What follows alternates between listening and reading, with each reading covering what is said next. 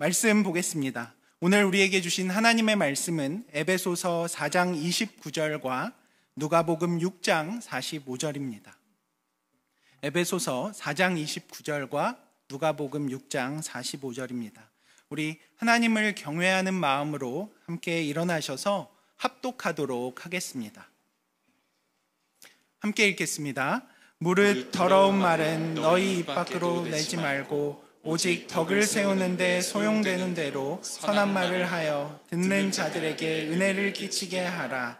선한 사람은 마음에 쌓은 선에서 선을 내고 악한 자는 그 쌓은 악에서 악을 내나니 이는 마음에 가득한 것을 입으로 말합니다. 아멘. 자리에 앉으시겠습니다. 오늘 우리에게 말씀을 전해주실 목사님은 이제 정광용 목사님이십니다. 29개 분립 개척교회 중 엘사랑교회를 담임하고 계십니다. 오늘 우리에게 사람을 살리는 말이라는 제목으로 말씀을 전해주실 때 하나님의 크신 은혜가 가득하기를 소망합니다. 우리 이 시간 귀한 목사님을 보내주신 하나님께 영광의 박수를 올려드리며 목사님을 모시도록 하겠습니다.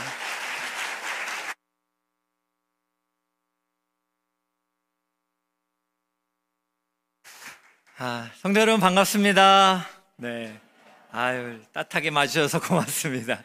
단위에 세우신 하나님께 감사를 드립니다. 그리고 오늘 이렇게 또 함께 그린교회에 오니까 저도 이제 분립개척을 하다 보니까요, 참 많은 우리 귀한 분들의 사랑의 수고가 참 많이 보입니다. 실제로 교회가 저절로 세워지는 것은 아니더라고요. 하나님께서 또 하나님을 사랑하고 교회를 사랑하는 사람들을 통해서 교회를 세워 가시더라고요. 오늘 제가 이렇게 또 함께 그린 교회도 오니까요, 우리 그동안 너무나 수고 많으신 우리 윤지영 목사님, 또 우리 또 사모님, 그리고 박수현 우리 전도사님과 함께하는 우리 또 교역자들, 또 오늘 또 예배를 보니까요, 예배 가운데 은혜가 있습니다. 우리 찬양팀에 또 참 영광스러운 또 찬양과 또 찬양대가 있으시네요. 찬양대가 또 아름다운 또 예배에 대해서 이런 교회를 꿈꾸는 이런 찬양이 너무나 은혜가 됩니다. 제가 일부 예배 때에도 이렇게 앉아 있는데 하나님의 참 그 터치하심이 느껴져서 얼마나 감사가 됐는지 모릅니다. 예배 가운데 하나님의 은혜가 있는 줄로 믿습니다. 또 제가 이렇게 오늘 이렇게 와 보니까요, 그동안 우리 참 윤지영 목사님께서 참 그 함께 그린 교회를 위해서 얼마나 참 수고를 참 많이 했나, 이런 생각이 또 새록새록 생각이 났습니다. 우리 윤지영 목사님은 참 따뜻한 분입니다. 참 사람을 참 소중히 여겼고요, 또 누군가의 곁에서 항상 그 사람을 이렇게 도와주는 일들을 참 많이 했습니다. 이전 교회에서 한 11년 정도 같이 있으면서 한결같이 성실한 모습이었고, 항상 겸손하게 배우는 자세로 뭐 하나라도 좀 더 배워서 함께 그린 성도님에게, 그린교회 성도님에게 뭐 더 좋은 거를 줄 수 없을까 노력하는 목사님이 우리 목사님이었습니다. 맞습니까? 예, 맞습니다. 그렇게 항상 노력하는 우리 귀한 목사님께서 귀한 성도님들과 함께 교회를 세워가시는 것이 참 하나님 안에서 참 은혜가 되고 참 감사가 많이 됩니다. 저는 오늘 이렇게 귀한 또 함께 그린 교회의 성도님들과 말씀을 준비하면서 제가 참 좋아하는 그 시가 있습니다. 정현종 시인의 방문객이라는 시인데요, 시의 내용은 이렇습니다. 사람이 온다는 건 실은 어마어마한 일이다. 그는 그의 과거와 현재와 그리고 그의 미래와 함께 오기 때문이다. 한 사람의 일생이 오기 때문이다 라는 이런 내용인데요, 여러분, 이렇게 만남의 축복이라는 것은 참으로 대단하고 감사한 일입니다. 한 사람이 온다는 것은 그 사람의 과거와 현재와 미래와 일생이 오는 것이기 때문에 어마어마한 일인 줄로 믿습니다. 여러분 맞습니까? 네, 저도 이렇게 분립개척을 하고 하나님께 참 감사한 것이 있다면 만남의 축복이었습니다. 우리 성도님들과 또 동역자들과의 만남의 축복이 얼마나 하나님께 감사가 되었는지 모릅니다. 그런데 제가 참 이렇게 또 함께 공동체 생활을 해오면서 이 만남의 축복을 정말 하나님의 은혜 가운데 잘 유지해가면 좋겠다, 이런 간절한 소원이 있는데요, 그러나 우리는 참 많이 연약합니다. 살아가면서 많은 실수와 또 많은 잘못을 하다 보니까 좋은 관계가 이렇게 참 깨어지고 또 속상한 일들이 너무 많은 것을 보게 되었습니다. 그래서 저는 함께 그린 교회 우리 성도님들은 정말 하나님 사랑 안에서 만난 이 만남의 축복을 아름답게 잘 이어갈 수 있도록 이 말에 대해서 오늘 한번 말씀을 좀 나누고 싶습니다. 실제로 여러분, 말에 있어서는 야고보 저자의 말대로 완전한 자가 없습니다. 여러분, 말에 대해서 설교할 자격이 저 역시 없습니다. 저도 이렇게 죄성을 가지고 태어났기 때문에 입만 열면 참 실수할 때도 너무나 많기 때문에 그렇습니다. 그런데 우리가 하나님이 주신 이 아름다운 만남의 축복을 통해서 또 나와 함께하고 있는 사람들이 더 행복하기를 원하는 사랑의 마음을 담아서 오늘 에베소서와 누가복음에 있는 이 말에 대한 지혜를 우리가 한번 살펴보기를 원합니다. 먼저 오늘 우리가 에베소서 말씀을 통해서 한번 우리가 생각해 볼 수 있는 것은, 저를 한번 좀 따라해 주시면 좋겠는데요. 더러운 말은 하지 말고 선한 말을 하라. 한번 해보겠습니다. 시작. 더러운 말은 하지 말고 선한 말을 하라. 네, 여러분, 설교가 마친 이후에 이 문장이 좀 기억이 되기를 원하는 마음으로 우리가 한번 고백을 해봤는데요.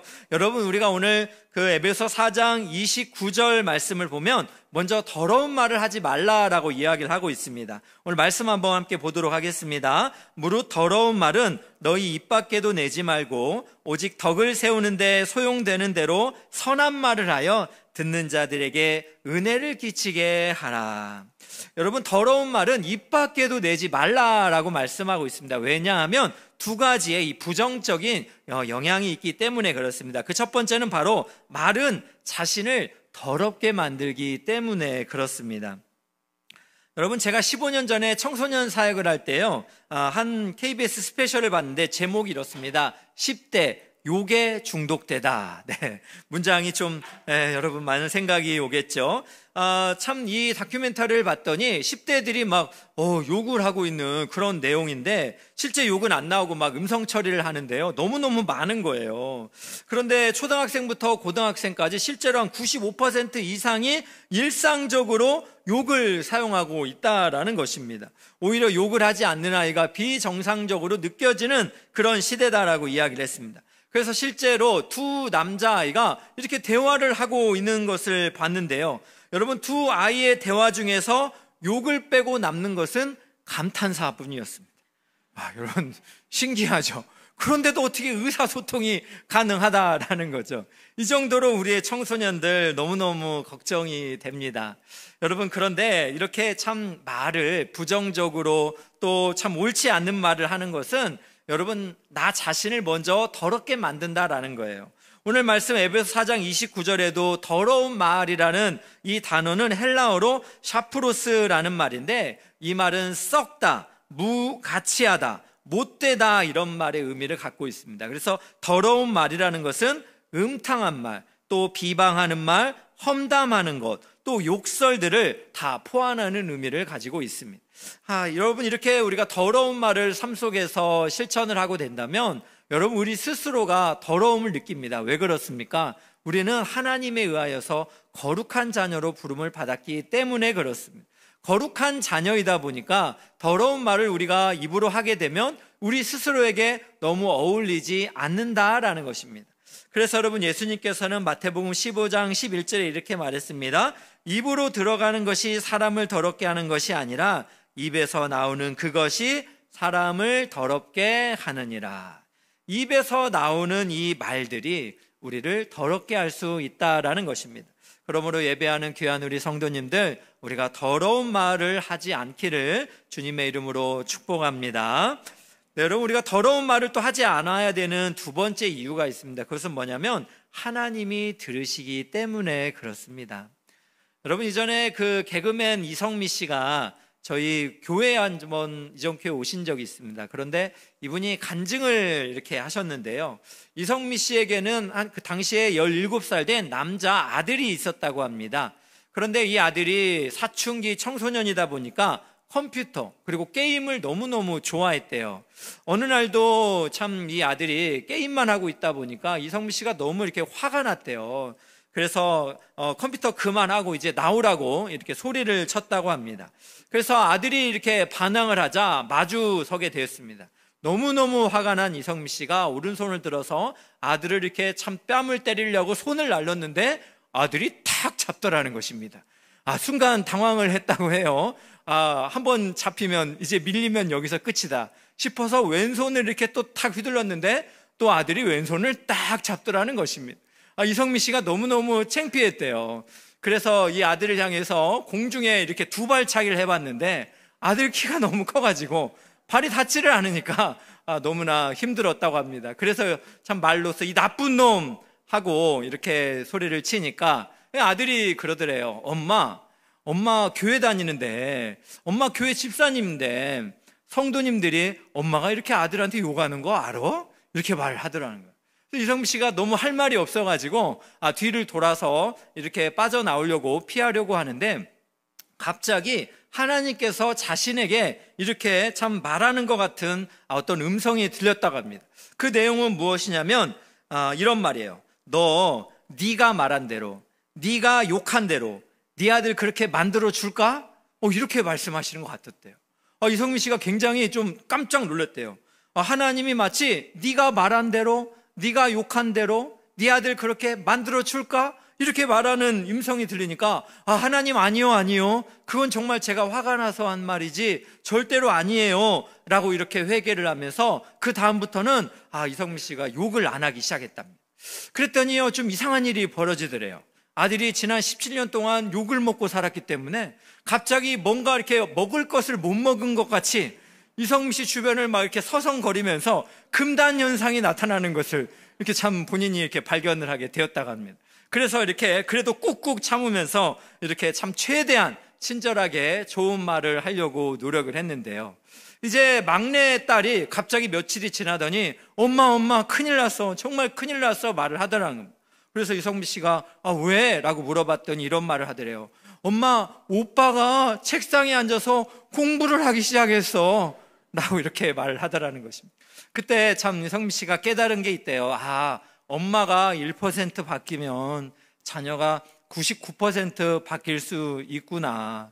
이전에 어느 부모쌤이나 강사가 했던 말인데요. 부모가 이렇게 참 말에 있어서의 지혜가 있으면 그 영향력을 받는 아이들은 더 참 바르게 성장할 수 있구나라는 그런 생각을 들었다라고 이야기를 했습니다. 여러분 그렇습니다. 우리가 이렇게 말하는 거 오늘 이 애화처럼 하나님이 듣고 계십니다. 그래서 여러분 민수기 14장 28절을 보면 하나님께서 이렇게 말씀하셔요. 그들에게 이르기를 여호와의 말씀에 내 삶을 두고 맹세하노라. 너희 말이 내 귀에 들린 대로 내가 너희에게 행하리니. 여러분 얼마나 무서운 말입니까? 이스라엘의 12 정탐꾼이 가나안 땅을 그렇게 정탐하고 와서 10명은 가나안 땅을 악평했고 2명만 그렇게 참 호평을 했지 않습니까? 그때 하나님께서 이스라엘 백성들에게 한 말이에요. 너희 말이 하나님의 귀에 들린 대로 내가 너희에게 행한다라고 하신 말씀입니다. 예배하는 귀한 우리 성도 여러분, 우리의 말을 하나님께서 들으신다라고 우리가 인식하며 살기를 원합니다. 그래서 우리가 할 수 있거든 더러운 말은 정말 금하고 선한 말을 힘쓰시는 여러분 모두가 되시기를 주님의 이름으로 축복합니다. 그래서 여러분 우리가 에베소 4장 29절의 말씀처럼 선한 말을 하도록 우리가 두 번째로 노력을 해야 합니다. 29절을 다시 한번 보겠습니다. 무릇 더러운 말은 너희 입 밖에도 내지 말고 오직 덕을 세우는 데 소용되는 대로 선한 말을 하여 듣는 자들에게 은혜를 끼치게 하라라고 말씀하고 있습니다. 여러분 선한 말을 하라라는 거죠. 여기서 쓰인 이 선한이라는 헬라어 단어는 아가프스라는 단어인데요. 이 단어의 의미는 기쁨을 주는, 또 아름다운, 친절한, 행복한 이런 의미를 가지고 있습니다. 그래서 선한 말에 힘쓰라라는 것은 상대방에게 기쁨을 주는 말, 아름다운 말, 친절한 말, 행복을 주는 의뢰스러운 말을 그렇게 하라라고 이렇게 말씀을 하고 있습니다. 여러분 정말 우리가 선한 말을 하도록 많이 노력을 해야 되는데요. 정말 우리가 선한 말을 해야 되는 이유가 있어요. 이 혀의 권세 때문에 그렇습니다. 여러분 유대인의 현자인 아킬라라는 사람은요, 이 혀를 어떻게 표현을 했냐면 한쪽에는 칼이 달려 있고 한쪽에는 수저가 달려 있다라고 표현을 했습니다. 그래서 이 혀가 한쪽에는 칼이 달려 있기 때문에 이 혀를 사용해서 사람을 죽일 수가 있다라고 표현을 한 거예요. 그리고 다른 한쪽에는요, 수저가 달려 있어서 음식을 먹으며 생명을 이어가지 않습니까? 이렇게 이 혀의 한쪽 기능은 사람을 살리는 생명의 그런 귀한 도구가 된다라는 것입니다. 여러분, 이것이 실제적으로 잠언 18장 21절을 세번역 성경으로 보면 이렇게 말하고 있습니다. 죽고 사는 것이 혀의 힘에 달렸으니라고 말씀하고 있습니다. 사람의 이 말이 바로 죽고 사는 이 혀의 권세, 말의 능력, 말의 힘에 달려 있다라는 것입니다. 그렇다면 여러분 어떻습니까? 정말 사람을 살리는 말들을 많이 하고 계십니까? 아니면 칼과 같이 누군가를 찌르고 누군가를 아프게 하며 사람을 이렇게 참 굉장히 지옥 같은 인생을 살도록 그렇게 혀의 권세를 잘못 사용하고 계십니까? 원래 여러분 그 마술하는 사람들에게 있어서 아브라카타브라라는 말들 한 번씩 들어보셨을 것입니다. 들어보셨습니까? 아브라카타브라. 그런데 사실 이 말은 마술하는 사람들에게 많이 쓰이지만 원래저는요 영적으로 이렇게 쓰였다고 합니다. 그래서 아브라카타브라라는 이 고대의 언어는 내가 말하면 창조된다라는 의미를 가지고 있습니다. 내가 말하면 창조된다. 그러니까 다시 말해서 말은 세상을 창조한다라는 의미를 가지고 있다라는 것입니다. 여러분 그렇습니다. 참 이 말이라는 것은 세상을 창조합니다. 하나님께서도 이 천지 만물을 말씀으로 창조하셨잖아요.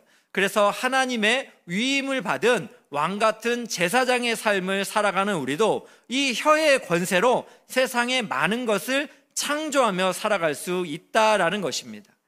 그래서 여러분 유대인의 신학자 아브라함 헤세는 이런 말을 했습니다. 말은 그 자체로 신성하다. 말은 우주를 창조하기 위한 하나님의 도구이며 세상의 악이 아니라 거룩함을 가져오기 위한 우리의 도구다라고 이렇게 표현을 했습니다. 말이라는 것이 뭐라고요? 우주를 창조하기 위한 하나님의 도구이고 또 세상의 거룩함을 가져오기 위한 우리의 도구다라고 이렇게 표현을 했습니다. 그렇다면 여러분 정말 우리가 말에 있어서 하나님의 지혜로 세상을 창조하고 사람을 살리고 또 세상을 거룩하게 하는 이러한 긍정적인 권세를 우리가 이렇게 누리면서 살아가야 할 것입니다. 그런데 여러분 실제적으로는 어떻습니까? 우리가 참 그렇게 하지 못하는 것 같아요. 그래서 잠언 12장 18절 말씀은 정확하게 이런 표현을 했습니다. 칼로 찌름같이 함부로 말하는 자가 있거니와 지혜로운 자의 혀는 양약과 같으니라 라고 이렇게 말씀을 했습니다. 칼로 찌른과 같이 함부로 말하는 사람도 있지만 지혜로운 자의 혀는 양약과 같다라고 이렇게 표현을 했습니다. 여러분 이 양약이라는 말은 무슨 말이냐면 바로 치료의 의미를 가지고 있습니다. 그래서 NIV 성경에서는 힐링이라는 단어로 이렇게 번역을 했습니다. 그러니까 지혜로운 자의 이 말은 사람을 치료한다라는 거예요. 사람을 살리고 또 사람을 회복하는 놀라운 권세를 가지고 있다라는 것입니다. 그렇다면 사랑하는 귀한 우리 성도 여러분, 이 하나님께서 주신 혀의 권세로 세상을 창조하고 또 사람을 치료하고 사람을 회복하고 사람을 살리는 아름답고 선한 일에 힘쓰시기를 주님의 이름으로 축복합니다. 그런 의미로 제가 참 재밌게 읽은 책이 있는데요. 내 인생을 바꾼 3가지 말이라는 이 책이 있습니다. 이 책은 마크 배터슨 목사님이 쓴 책인데요. 이 책의 내용을 잘 살펴보면 목사님이 이렇게 인생을 살다 보니까 나의 인생을 바꾸는 3가지의 말이 있대요. 이 3가지의 말을 잘 사용하면 자신의 삶에 있어서 아름다운 또 그러한 삶을 살아갈 수 있겠다라는 이런 표현을 했습니다. 그 3가지 말을 제가 한번 가져왔는데요. 첫 번째는 무엇이냐면 부탁합니다입니다. 부탁합니다. 네, 이 부탁합니다라는 말은 마음의 문을, 상대방의 마음의 문을 활짝 여는 그런 의미를 가지고 있습니다. 또 두 번째는 무엇입니까? 미안합니다입니다. 미안합니다. 이 미안합니다만큼 사람들을 화해시키는 것도 없다라는 것입니다. 미안합니다 라고 말하면 여러분이 망가진 관계가 다시 이렇게 회복할 수 있는 그런 또 기회를 또 제공해 줄 수 있다는 것입니다. 세 번째는 무엇입니까? 고맙습니다입니다. 고맙습니다. 이 고맙습니다는 관계에 다리를 놓는 그런 기능을 한다라는 것입니다. 그래서 고맙습니다, 감사합니다 이렇게 이야기를 하면 이 감사의 선순환이 자연스럽게 일어나서 이 관계가 더욱더 회복되어지고 또 좋은 그런 열매를 맺을 수 있다라는 것입니다. 여러분 어떻습니까? 살아계시면서 이렇게 부탁합니다, 또 미안합니다, 고맙습니다 평소에도 많이 사용하고 계십니까? 저는 오늘 이렇게 또 하나님 앞에서 말씀을 전하면서 우리가 또 은혜만 받고 실천은 안 하면 안 되겠죠. 여러분의 인생에 또 새로운 놀라운 변화가 있기를 기대하면서 한번 우리가 실습을 좀 해보면 좋겠습니다. 그래서 옆에 분을 바라보면서 이렇게 말해볼까요? 부탁합니다, 미안합니다, 고맙습니다. 한번 인사하겠습니다. 시작. 부탁합니다, 미안합니다, 고맙습니다. 네, 이 목사님이 인생을 살면서 자신의 삶을 바꾼 이 세 가지 말, 여러분 우리 삶 속에서도 자주 사용하시면서 여러분의 관계가 더 깊은 사랑의 관계로 들어가시기를 주님의 이름으로 축복합니다. 네, 여러분 또 우리가 실습해보고 싶은 또 두 번째가 있다면 바로 이 말을 정말 창조적인 그러한 그 능력을 가지고 있다라고 말씀하지 않습니까? 그래서 하나님께서는요, 아론과 그의 후손 제사장들이 이렇게 말하고 누군가를 축복하면 하나님께서 복을 주시겠다라고 말씀하신 부분들이 있어요. 그 부분이 어디냐면 민수기 6장 24에서 26절입니다. 한번 보겠습니다. 여호와는 내게 복을 주시고 너를 지키시기를 원하며 여호와는 그의 얼굴을 내게 비추사 은혜 베푸시기를 원하며 여호와는 그 얼굴을 내게로 향하여 두사 평강 주시기를 원하노라 라고 이렇게 참 말을 하라는 것입니다. 그러면 하나님께서 이것을 들으시고 복을 주시겠다라고 약속하시는 내용이 다음 절 27절입니다. 보겠습니다. 그들은 이같이 내 이름으로 이스라엘 자손에게 축복할지니 내가, 여기서 내가가 누굽니까? 하나님이에요. 하나님이 그들에게, 너희가 축복하는 그들에게 복을 주시리라 라고 하나님이 약속을 하셨습니다. 여러분, 말이 이렇게 창조적인 권세를 가지고 있다라는 것을 정말 믿는다면, 그리고 하나님께서 아론과 그의 후손들, 제사장들에게 이렇게 축복하면 그들에게 복을 주시겠다 약속했다는 것을 여러분 믿음으로 받는다면, 여러분 신약 시대에 왕같은 제사장으로 부름받은 우리가 이렇게 누군가를 향하여 축복하면 하나님께서 우리의 말을 들으시고 우리의 축복을 받는 사람들에게 복을 내려 주실 줄로 믿습니다. 여러분, 그런 의미로 우리가 한번 또 실습을 두 번째로 또 여러분 했으면 좋겠는데요. 민수기 6장 24절 26절인데 여러분의 자녀들, 여러분의 배우자, 또 부모님, 또 교회 안에서의 또 많은 분들을 생각하고 축복하면서 우리 한번 24절부터 26절까지 주문을 외우는 게 아니에요. 하나님이 들으시고 복을 주신다, 이런 또 혀의 권세를 가지고 우리가 한번 축복하면서 읽어보기 원합니다. 함께 읽겠습니다. 시작. 여호와는 내게 복을 주시고 너를 지키시기를 원하며 여호와는 그의 얼굴을 내게 비추사 은혜 베푸시기를 원하며 여호와는 그 얼굴을 내게로 향하여 드사 평강 주시기를 원하노라. 아멘. 하나님께서 여러분이 축복하시는 이 축복의 음성을 들으시고 여러분이 축복하시는 그들에게 복을 내려 주실 줄로 믿습니다. 여러분, 이렇게 우리 하나님의 사람들은 더러운 말은 하지 말고 선한 말을 하면서 우리가 또 세상을 아름답게 창조하고 사람들을 살리고 회복하는 일에 우리가 힘써야 할 것입니다. 제가 여기까지만 설교를 하고 이렇게 돌아가면 조금 아쉬움이 좀 있는 것 같아요. 그래서 여러분 사랑하는 마음으로 누가복음 말씀을 또 우리가 한 번 더 살펴보기 원하는데요. 여러분, 우리가 우리 에베소서 말씀을 잘 이렇게 묵상을 해볼 때 정말 더러운 말은 안 하고 싶고 선한 말을 많이 하고 싶지만 여러분 사실은 정말 좀 쉽지는 않은 것 같습니다.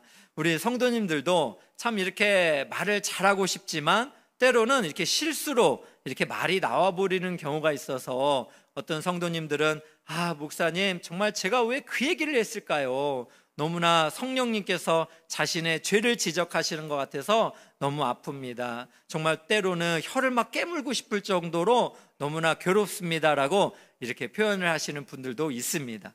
그래서 저는 오늘 누가복음 6장 말씀을 좀 살펴보면서 우리가 선한 말을 하기 위해서는 또 어떠한 것들을 하면 좋은지 또 하나님 말씀을 함께 보기를 원합니다. 제가 이 말에 대한 이야기들을 이렇게 좀 살펴보다가 좋은 책을 하나 살펴보게 되었습니다. 김윤나 작가의 말그릇이라는 이런 책인데요, 이 책의 내용을 잘 살펴봤더니 두 가지 그릇이 비교가 돼요. 바로 첫 번째는 작은 말그릇에 그릇이 있었고, 두 번째는 큰 말그릇에 사람이 있다라는 것을 표현을 해주고 있습니다. 제가 이 내용을 이렇게 사진으로 좀 책을 찍어왔는데 한번 보여주시면 감사하겠습니다. 여러분 한번 비교를 해보세요. 작은 말그릇의 사람은 어떤 사람이냐면요, 말을 담을 공간이 없습니다. 작은 말그릇이니까요. 그래서 말이 쉽게 막 넘쳐버립니다. 그리고 불필요한 말을 많이 하는 사람입니다. 그러니까 말이라는 것을 담아내기에 너무 작다 보니까 이 들은 대로 그냥 하지 말아야 될 말을 저쪽에다가 옮기면서 그게 그냥 과장되고 확장되면서 사람들과의 관계를 더 어렵게 만드는, 여러분 말의 그릇이 작은 분들이 여러분 또 있습니다. 그런데 반대로 큰 말그릇의 사람이 있습니다. 큰 말그릇의 사람은요, 많은 말을 담을 수가 있습니다. 담은 말이 쉽게 새어나가지도 않습니다. 또 필요한 말을 골라서 이렇게 말할 수가 있습니다. 여러분 얼마나 참 귀한 분입니까? 많은 말을 들어도 이 말은 하지 말아야 되겠다 하면 이렇게 담아 있어요. 그래서 말이 그렇게 쉽게 그렇게 참 비밀이라는 것이 새어나가지가 않습니다. 그리고 말의 그릇이 크다 보니까 정말 필요한 말을 골라서 소금을 뿌리듯이 적절하게 적절한 양으로 이렇게 말을 하는 큰 그릇에, 말그릇에 사람들이 있습니다. 여러분들에게 좀 한번 묻고 싶습니다. 여러분은 작은 말그릇의 사람입니까? 아니면 큰 말그릇의 사람입니까? 네, 뭐라고요? 네, 작은 말그릇보다 큰 말그릇의 사람이 되고자 하는 그런 마음의 소원함들은 우리가 다 가지고 있습니다. 그런데 여러분, 이 책에서 저자는 이런 말을 합니다. 한번 들어보세요. 말그릇을 다듬는 사람은 관계의 깊이가 달라진다라는 말을 했습니다. 말그릇을 그냥 그대로 두지 않고 이 말그릇을 더 크게 잘 다듬는 사람은 사람들과의 관계가 더 깊은 사랑의 관계로 달라질 수 있다라는 것입니다. 여러분 참 그렇습니다. 우리가 말의 그릇을 더 크게 잘 관리하기 위해서는 먼저 우리의 내면을 잘 관리를 해야 할 것입니다. 우리가 우리 삶을 살아감에 있어서 우리 내면이 정말 성숙하고 성장한, 그래서 말 그릇이 더더욱 이렇게 크게 참 아비와 같은, 어미와 같은 넓은 넉넉한 마음을 가지고 있으면, 여러분 우리가 누구를 만난다 할지라도, 누군가의 인간관계를 한다 할지라도 굉장히 풍성하게 또 그 사람과의 관계를 만들어 갈 수 있겠다라는 생각이 듭니다. 그래서 여러분, 이렇게 말그릇을 잘 관리하는 사람은 바로 자기의 내면, 즉 마음을 잘 관리하는 사람입니다. 그래서 오늘 여러분 누가복음 6장 45절에서도 예수님은 이렇게 말씀을 하셨어요. 선한 사람은 마음에 쌓은 선에서 선을 내고 악한 자는 그 쌓은 악에서 악을 내나니 이는 마음에 가득한 것을 입으로 말함이라 라고 말을 했습니다. 여러분, 마음에 가득한 것이 입으로 나온다라는 것입니다. 선한 마음을 가지고 있으면 선한 말들이 나오는 것이고, 악한 마음을 가지고 있으면 악한 말들이 나올 수 있다라는 것입니다. 이것을 좀 쉽게 비유를 해보면, 여러분 입이라는 것은 수도꼭지라고 비유를 할 수 있고요, 우리의 마음이라는 것은 바로 물을 담은 수원지다라고 표현을 할 수 있을 것입니다. 여러분, 우리가 그 수도꼭지, 그냥 입만 바뀐다고 해서 말이 달라지지 않는 것처럼 우리의 마음인 이 수원지를 잘 관리할 때 이 수원지를 통해서 나오는 말이 아름답고 선한 말로 그렇게 사람들을 살릴 수 있겠다라는 것입니다. 여러분, 이것은 열매의 비유하고도 같은 거예요. 포도나무에서 포도 열매를 맺고 사과나무에서 사과 열매를 맺는 것처럼 우리의 마음에 아름다운 마음이 있을 때 우리의 말 속에서 참 아름다운 열매를 맺어갈 수 있겠다라는 것입니다. 여러분, 그런데 참 또 쉽지가 않아요.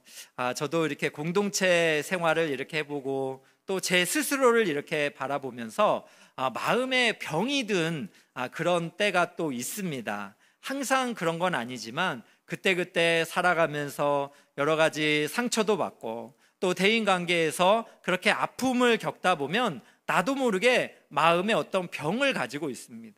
마음의 병을 가지고 있다 보면 말이 예쁘지가 않습니다. 똑같은 환경을 처해도 이렇게 아름답고 창조적인 말로 사람들과 공동체를 행복하게 할 수 있는데 마음이 아프다 보니까요, 참 원하지 않게 참 독설이 나가고 뭔가 참 칼처럼 누군가를 이렇게 콕콕콕 찌르는 참 원치 않는 말들이 쏟아져 나와요.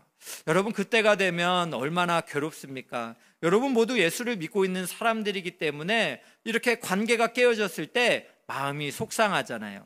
되돌리고 싶고 다시 처음으로 돌아가고 싶지만 이 말이라는 것이 우리의 인격하고도 비슷해서 또 말이라는 것이 한번 이렇게 쏟아져 버리고 나오면 추워 담을 수가 없다 보니까 얼마나 괴로운지 모르겠어요.